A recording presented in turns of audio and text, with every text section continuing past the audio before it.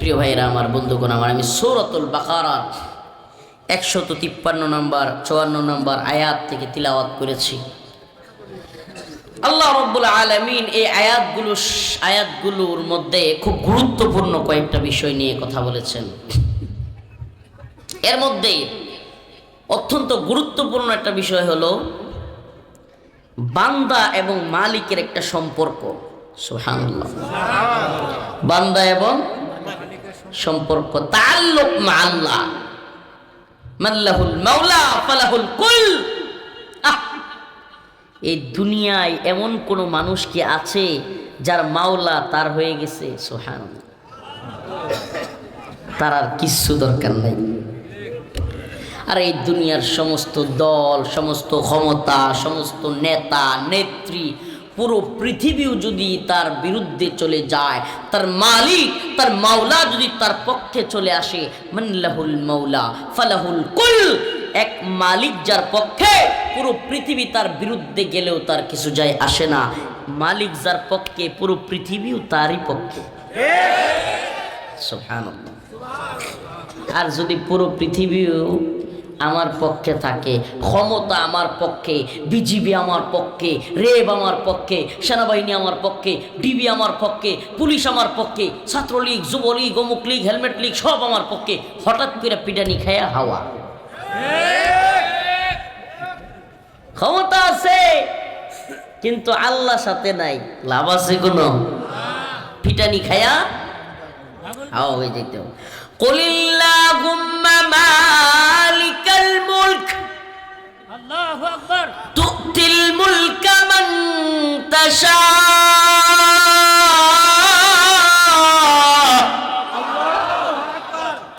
ক্ষমতার মালিক কে? এ পাবনার চাটমোহরের মুসলমান, ক্ষমতার মালিক কে? এই কথাটা অন্তরের মধ্যে গাইতে রাখেন, দেখবেন জীবনে কোনোদিন কোনো নেতা নেত্রীর সামসামি করতে ইচ্ছা হইব না। কুলিল্লাহুম্মা মালিকাল মুলক, ক্ষমতার মালিক কে? আর সমস্ত মুলুকের মালিক কে? তুতিল মুলকা মান তাশা, আল্লাহ বলেন আমার যাকে ইচ্ছা হয়, যখন ইচ্ছা হয় একটু ক্ষমতা দিয়া চেক করি, কি করি। সুবহানাল্লাহ। এগুলা আমি রফিকুল ইসলাম মাদানির কথা না, আল্লাহর কোরআনের কথা।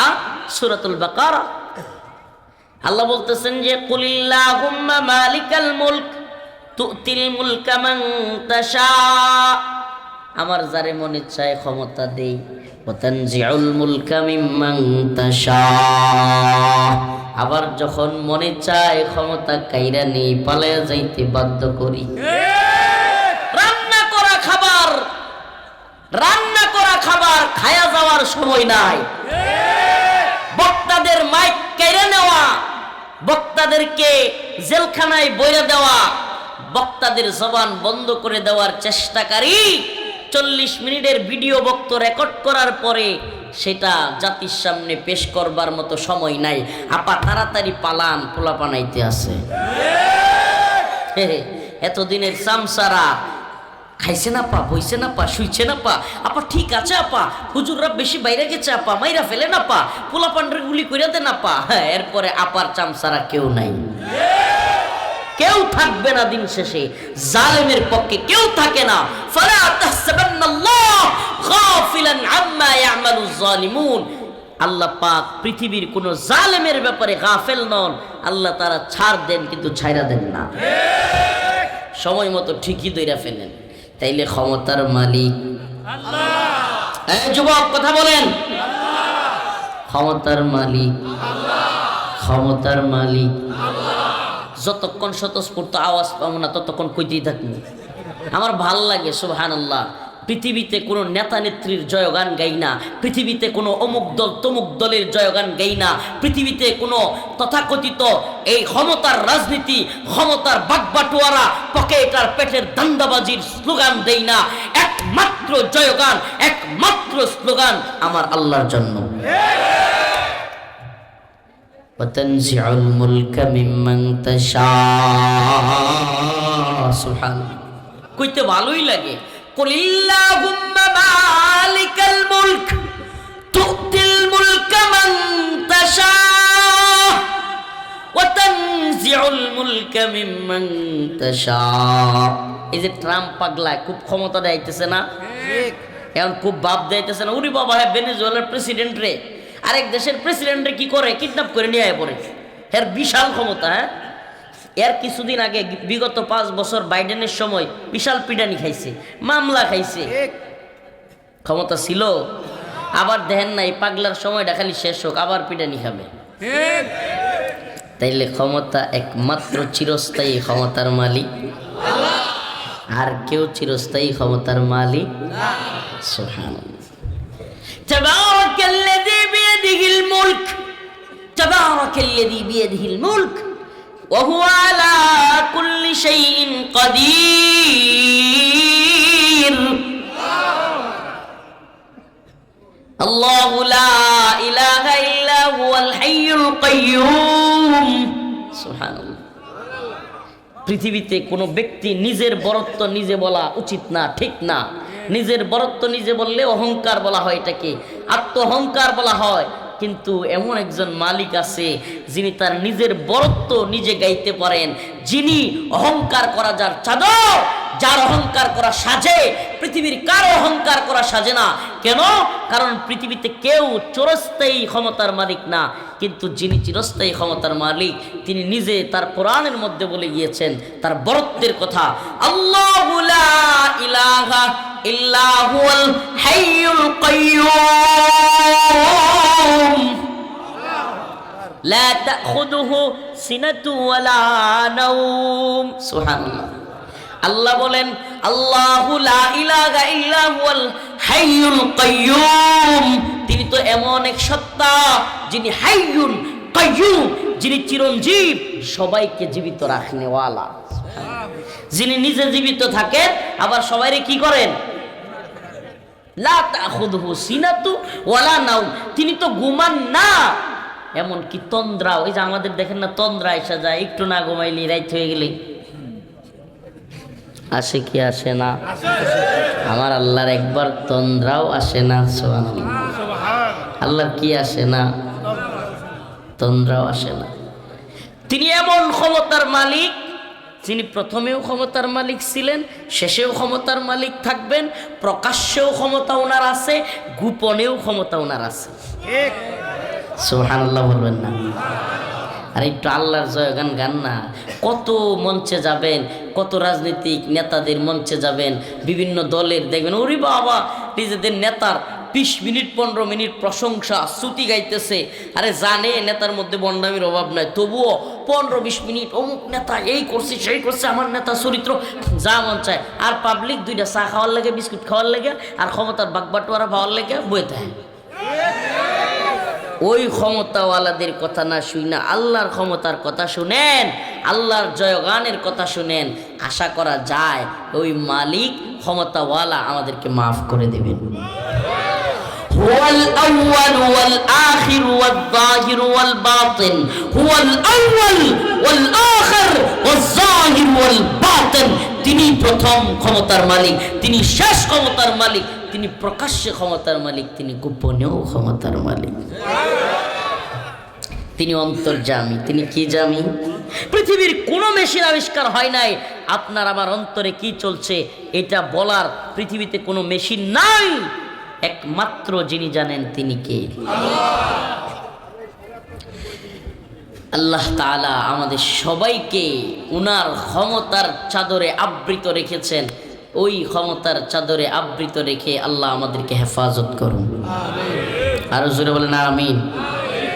আমি আপনাদের সামনে সেই মহান রবের কালামুল্লাহ থেকে সূরাতুল বাকারার আয়াতে কারিমা তিলাওয়াত করেছি। আল্লাহ তাআলা বলেন ইয়া আইয়ুহাল্লাযীনা আমানু, ইয়া আইয়ুহাল্লাযীনা আমানু, ইয়া আইয়ুহাল্লাযীনা আমানু, হে পাবনার মুসলমান ইমানদার, ইস্তাইনু বিস-সাবরি ওয়াস-সালাহ। আমার আল্লাহ বলেন হে ইমানদার, রাতের গভীরে যখন কেউ নাই, তোমাকে কেউ দেখে না, নীরবে নির্জনে তুমি কারো কাছে যদি কিছু চাও, একমাত্র চাইবা কার কাছে? ওই যে বললাম ওয়া তুইজ্জু মান তাশা ওয়া তুযিল্লু মান তাশা, ওই আয়াতের মধ্যে লুকায়িত আছে যেই ব্যক্তি রাতের গভীরে আল্লাহর কাছে চায়, কার কাছে? আল্লাহর কাছে। যেই ব্যক্তি রাতের গভীরে চায়, আল্লাহ তার মান মর্যাদা বাড়ায়া দেন। সুবহানাল্লাহ বলবেন না? আর দুনিয়ার মানুষের কাছে চাইলে অত জিল্লু মান্তাসা, নিচু হওয়া লাগে। আপনার ভালো লাগলেও কথা সত্য, না লাগলেও কথা সত্য। এই দুনিয়ার মানুষের কাছ থেকে টাকা লাগলে, এই যে হুজুর কিছুক্ষণ আগে কি কইছে, আপনারা বিরক্ত হইতেছেন জানি, জানে মাদ্রাসার হাজত আছে, টাকা পয়সা দরকার, কালেকশন দরকার, তারপরেও শেষে কি বলতে হইতেছে, হিসাবটা 2 মিনিটে দিবে, সেটাও ইতস্তত বোধ করতেছে। কেন? মানুষ বিরক্ত হচ্ছে। হ্যাঁ, এটাই মানুষের স্বভাব যে আমরা বিরক্ত হই, বেশি চাইলে বিরক্ত হই। কিন্তু আপনার আমাদের একজন মালিক আছে যিনি না চাইলে বিরক্ত হয়। না চাইলে কি হয়? जो ना मांगे उससे तू बेजार है। सुभान अल्लाह। ऐ खुदाए पाक रहमान रहीम, क़ादिए हाजत वहाब करीम, ऐ इलाहल आलमी, ऐ बेनियाज़, दीन दुनिया में हमारे कारसाज़, हम गुनहगर अपना तू गफ्फार है, हम गुनहगर अपना तू गफ्फार है, जो न मांगे उससे तू बेज़र है। सुभान अल्लाह। আমরা যদি না চাই, ওই গফফার, ওই ক্ষমা করনে ওয়ালা, ওই দান করনে ওয়ালা, ওই সদকা করনে ওয়ালা, ওই সন্তান দেনে ওয়ালা, ওই চাকরি দেনে ওয়ালা, সব কিছু দেনে ওয়ালা নারাজ হন, কি হন? এই কথা বলেন না, কি হন? পৃথিবীতে কেউ, এই পৃথিবীতে কেউ আছে, এই পৃথিবীতে কেউ আছে যে তার কাছে না চাইলে নারাজ হয়? আছে? এমন একটা লোক খুব দরকার ছিল, টেহা চাইলেই খুশি হয়, চাইতাম আর পাইতাম। আছে পৃথিবীর কেউ? একদিন খুশি হইতে পারে, দ্বিতীয় দিন আর খুশি হয়? কিন্তু আমার মালিক বলেন, ইয়া আইয়ুহাল্লাযীনা আমানুস্তাঈনু বিস-সাবরি ওয়াস-সালাহ।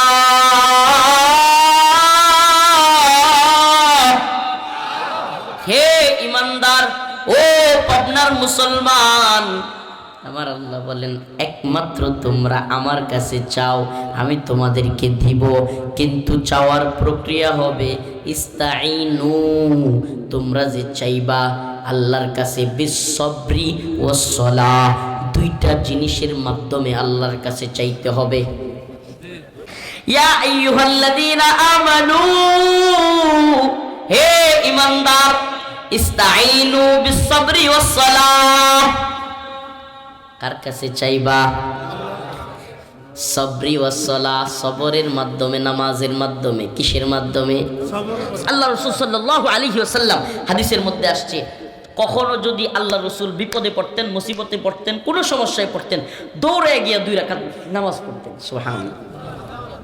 2 রাকাত নামাজে দাঁড়ায় যেতেন, মসজিদে চলে যেতেন, 2 রাকাত নামাজে দাঁড়ায়া আল্লাহর কাছে কান্নাকাটি করে চাইতেন, আল্লাহ আপনি আমার এই মুসিবত থেকে উদ্ধার করেন, অমুক জিনিসটা দেন, আল্লাহ তাআলা দিয়ে দিতেন। এই আমল আমরা করবো তো ইনশাআল্লাহ? এই কারো সন্তান হয় না, চাইবো কার কাছে? পীর বাবার কাছে চাইলে পাওয়া যাবে? সন্তান পীর বাবা দিতে পারে? কারো ছেলেটার চাকরি হয় না, চাকরি দেওয়ার মালিক কি? বলেন। দোয়া যদি ঠিক মতো করি, রিজিকের ব্যবস্থা করবেন কে? প্রিয় ভাইরা আমার, সন্তান হয় না, আল্লাহর কাছে চাইবেন। চাকরি হয় না, আল্লাহর কাছে চাইবেন। মেয়েটার বিয়ে হয় না, আল্লাহর কাছে বলবেন। ছেলেটাকে ভালো বিয়ে করাইতে পারতেছেন না, আল্লাহর কাছে বলবেন। বাচ্চাটা অসুস্থ, আল্লাহর কাছে বলবেন। পরিবারের কেউ অসুস্থ, আল্লাহর কাছে বলবেন। ঋণগ্রস্ত হয়ে গেছেন, আল্লাহর কাছে বলবেন। অভাবে পড়ে গেছেন, আল্লাহর কাছে বলবেন। ছেলেটাকে বিদেশ পাঠাইছেন, টেনশন করতেছেন, সহি সালামতে রাখা দরকার, আল্লাহর কাছে বলবেন। সুবহানাল্লাহ। যে বেশি বেশি আল্লাহর কাছে বলে, আল্লাহ দুনিয়া এবং আখিরাতে তার কল্যাণের ব্যবস্থা করে। তাইলে আল্লাহর কাছে আমরা চাইবো তো খুশু খুজুর সাথে নামাজ পড়ে আজকে থেকে নিয়ত করি, হিম্মত করি, আর ফজরের নামাজ কাজা করব না। এই কথা কয় না? লিল্লাহি তাকবীর। হাত তুলেন, হাত তুলেন, কষ্ট হইলেও তুলেন, বলেন আল্লাহ, আজকে থেকে আর ফজরের নামাজ ছাড়ব না। হাত নামান। আল্লাহ, আর নাফরমানি করব না। আল্লাহ তুমি এই হাতগুলোকে কবুল করো, মঞ্জুর করো। প্রিয় ভাইরা আমার, বন্ধুগণ আমার, আল্লাহ তাআলা আমাদেরকে পরীক্ষার জন্যই পাঠাইছেন। এই দুনিয়াতে আল্লাহ কি জন্য পাঠাইছেন? পরীক্ষার জন্যই পাঠাইছেন। দেখেন, আল্লাহ যদি বলে না দিতেন যে তোমাদেরকে পরীক্ষা করা হবে মুমিন মুসলমানরা, তাইলে আমরা হতাশ হইতে পারতাম। ভাইরি, আমরা নামাজ পড়ি, আমরা মুমিন, আমরা মুসলমান, তাইলেও আমরা এত কষ্ট কেন পাই? তাইলেও আমাদের অর্থনৈতিক সমস্যা কেন? তাইলেও আমাদের চাকরির সমস্যা কেন? তাইলে আমাদের এত অসুস্থতা কেন? বলতে পারতাম। কিন্তু আল্লাহ তো বলছে যে মুমিন অবশ্যই পরীক্ষার শিকার হবে। ওয়ালা নাবলুওয়ান্নাকুম বিশাইইম মিনাল খাউফ ওয়াল জু' ওয়া নাকসিম মিনাল আমওয়াল ওয়াল আনফুসি ওয়াস সামারাত। আল্লাহ নিজে বলেছেন যে হে মুমিন বান্দা, হে আমার বান্দা, আমি তোমাকে অবশ্যই অবশ্যই পরীক্ষা করব। ওয়ালা নাবলুওয়ান্নাকুম, লামে তাকিদ নুনে তাকিদ, অবশ্যই অবশ্যই তোমাকে পরীক্ষা করা। এটা কে বলেন?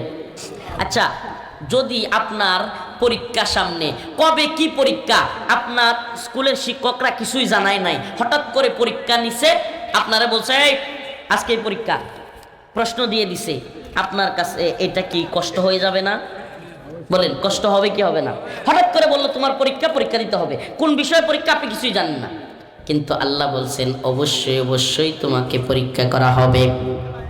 পরীক্ষার যেমন প্রশ্ন আগে থেকেই আপনাকে বলে দেওয়া হয় যে অমুক অমুক জায়গা থেকে প্রশ্ন আসতে পারে, তুমি যেই কিতাব পড়েছো, যেই বই পড়েছো, ওই বই থেকে আসবে। ঠিক তেমনি ভাবে আল্লাহ পাক জানায়া দিবেন, ওয়ালা নাবলুওয়ান্নাকুম বিশাইইম মিনাল খাউফি ওয়াল জু' ওয়া নাকসিম মিনাল আমওয়ালি ওয়াল আনফুসি ওয়াস সামারাত। অবশ্যই অবশ্যই তোমাদেরকে পরীক্ষা করা হবে। খৌফ, ভয় দ্বারা, কি দ্বারা? ওয়াল জু' খোদা দ্বারা, ওয়া নাকসিম মিনাল আমওয়ালি ওয়াল আনফুসি ওয়াস সামারাত, ফল ফসল এগুলা নষ্ট করার দ্বারা তোমাদেরকে পরীক্ষা করা হবে। তোমাদের জান মালের নিরাপত্তাহীনতা দ্বারা তোমাদেরকে পরীক্ষা করা হবে। হামলা, মামলা, রিমান্ড, এমনকি ফাঁসির দড়ি দিয়াও তোমাদেরকে পরীক্ষা করা হইতে পারে। কিন্তু সমস্ত পরীক্ষার মধ্যেও আমাদেরকে উত্তীর্ণ হইতে হবে, সমস্ত পরীক্ষার মধ্যেও আমাদেরকে সবর করতে হবে। পরীক্ষা আসলেই ফেল করা যাবে? ফেল করা যাবে? পরীক্ষা আসবে, পরীক্ষার মধ্যে উত্তীর্ণ হইতে হবে। জেল, জুলুম, রিমান্ড, ফাঁসি, নির্যাতন, অত্যাচার যাই আসো, কিন্তু দিন শেষে আমরা আল্লাহর পথে থাকব, কোরআনের পথে থাকব, ইসলামের পথে থাকব। কোনো বাতিলের সামনে, কোনো তাগুতের সামনে, কোনো জালেমের সামনে, পৃথিবীর যত বড় জালেম হোক, পৃথিবীর যত বড় শক্তিশালী তাগুত হোক, আল্লাহর সামনে মাথা নত করব। কারো গোলামি আমরা করব? দিল্লির গোলামি করব? আমেরিকার গোলামি করব? গোলামি করব কার? কয় না, গোলামি করব কার? আল্লাহর গোলাম। আমরা কার গোলাম? আমরা আল্লাহর গোলাম। আল্লাহর জমিনে বাস করি, আল্লাহর গোলামি করি। ইনিল হুকমু ইল্লা লিল্লাহ, আমারা আল্লা তা'বুদু ইল্লা ইয়া। জমিনও আল্লাহর, হুকুমও আল্লাহর, বিধানও আল্লাহর, ইবাদতও আল্লাহর। জমিন কার? হুকুম কার? বলেন না, জমিন কার? বিধান কার? জমিন আল্লাহ, সৃষ্টি করছে আল্লাহ, খাওয়ায় আল্লাহ, পালে আল্লাহ। হুকুম মানবো শেখ হাসিনা, হুকুম মানবো ডক্টর মোহাম্মদ ইউনূসের, কয় হুজুর তাদের হুকুম কি মানতে হবে না? আরে মিয়া কেমনে মানবেন যদি ইসলামের বিরুদ্ধে যায়, কোরআনের বিরুদ্ধে যায়, আল্লাহর বিরুদ্ধে যায়? আল্লাহ বলছে হাল্লাল্লাহুল বাই' ওয়া হাররামার রিবা, ক্রয় বিক্রয় হালাল, সুদ হারাম। এখন আপনার রাষ্ট্রপ্রধানরা সুদকে হালাল করে দিচ্ছে, বৈধ করে দিচ্ছে। সোনালী ব্যাংক, রূপালী ব্যাংক, অগ্রণী ব্যাংক, অমুক ব্যাংক, তমুক ব্যাংক সবগুলোর বৈধতা দিয়ে দিচ্ছে। আপনি কেমনে মানবেন? আমারে বলেন কেমনে মানবেন? আল্লাহর হুকুম মানবেন না তাদের হুকুম মানবেন? আল্লাহ বলছে যে কোনো নারী পুরুষ বালেগা হওয়ার পরে ছেলে মেয়ে বিবাহ দিয়ে দাও। কি করো? এখন আপনার দেশে আইন হয়ে গেছে গা 18-র নিচে মেয়ে বিয়ে করতে পারবে না, 21-এর নিচে ছেলে বিয়ে করতে পারবে না। আবার 21-এর নিচে ছেলে, 18-র নিচে মেয়ে পার্কের চিপায় চাপায় নাউজুবিল্লাহ করতে পারবে। পার্কের চিপায় চাপায় কি করতে পারবে? নাউজুবিল্লাহ করতে পারবে। আর বাকিটা বললাম না, এটা বৈধ। পার্কের চিপাই চাপাই যাওয়া বৈধ, হোটেলে যাওয়া বৈধ, স্কুল পালাইয়া একে অপরের সাথে নাউজুবিল্লাহ খারাপ কাজ করা বৈধ। ওই সময় মামলা নাই, কিন্তু বিয়ে শাদী এইটা একটা উত্তম কাজ। এটা আল্লাহর পক্ষ থেকে বলা, ফানকিহু মা তাবা লাকুম মিনান নিসা মাসনা ওয়া সুলাসা ওয়া রুবা', যে তোমরা বিয়ে করো 2টা 3টা 4টা পর্যন্ত অবস্থান থাকলে, আর অবস্থান কম থাকলে, শারীরিক অর্থনৈতিক অবস্থান দুর্বল থাকলে একটা নিয়ে সন্তুষ্ট থাকো। যদিও শুনলাম কয়েকদিন আগে হাইকোর্ট নাকি এখন নতুন করে করছে যে প্রথম স্ত্রীর অনুমতি ছাড়াই নাকি দ্বিতীয় বিয়ে করা যাবে। এখন অনেকেই খুশি হয়ে গেছে গা। তাদেরকে জিজ্ঞেস করি, এতদিন কি তাইলে হাইকোর্টের ভয়ে আপনি দ্বিতীয় বিয়ে করেন নাই? এখন খুশি হয়েছেন মানে? মিয়া গড়ের হাইকোর্ট আগে সামলায় লইয়েন। আপনি ওই হাইকোর্টের বয়ে আছেন, আগে গড়ের হাইকোর্ট সামলায় নিন, তারপরে দ্বিতীয় বিয়ের চিন্তা করেন। পিডানি খায়েন না। শুনেন, আল্লাহ পাক বিধান দিয়েছেন, অবশ্যই অবশ্যই আমরা এই বিধানের পক্ষে। কোরআনে বিধান আছে, এই বিধানে আমার মা বোনেরা রাগ করবে শুনলে।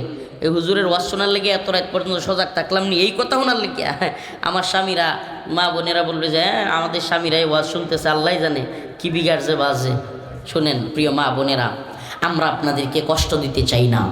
আল্লাহ পাকের বিধান আমাদেরকে বলতে হবে, কোরআনে আছে আমাদেরকে বলতে হবে, কিন্তু অবশ্যই অবশ্যই আপনার প্রথম স্ত্রীর অধিকার, প্রথম স্ত্রীর হক ইনসাফের সাথে তার হক আদায় করার সামর্থ্য থাকলে দ্বিতীয় বিয়ের নাম নিতে হবে। কথা কি বুঝে আসছে? দ্বিতীয় বিয়ের নাম কখন নিতে হবে? যখন প্রথম স্ত্রীর অধিকার আদায়, প্রথম স্ত্রীর খবর নেয় না, প্রথম স্ত্রীর প্রতি ইনসাফ করে না, তার উপরে জুলুম করে, তার হক আদায় করে না, তাকে সময় দেয় না, তাকে বাজার করে দেয় না, ঠিকমতো তার আসবাবপত্র কিংবা যা কিছু প্রয়োজন তা আদায় করে না, অথচ আরেক বিয়ের নাম লয়। এইটা তো করা যাবে। হ্যাঁ, তবে যদি আমার মা বোনদেরকে বলি, এমন কোনো স্বামী থাকে যে আপনার ভরণ পোষণ ঠিক মতো করতেছে, তার চাহাত আছে, তার টাকা পয়সা আছে, তার শারীরিক চাহিদাও আছে, তাইলে অবশ্যই অবশ্যই আপনার উচিত আপনার স্বামীকে দ্বিতীয় বিয়ের অনুমতি দেয়া। বলবেন হুজুর এটা কি বললেন, কোনো মেয়ে কি পারবে? ও মা, ও বোন, আমি আপনাকে বলি, আপনি আপনার স্বামীকে অবস্থান থাকা সত্ত্বেও যদি অনুমতি না দেন, আপনার স্বামী পরকিয়া করবে, আপনার সংসারে অশান্তি তৈরি হবে।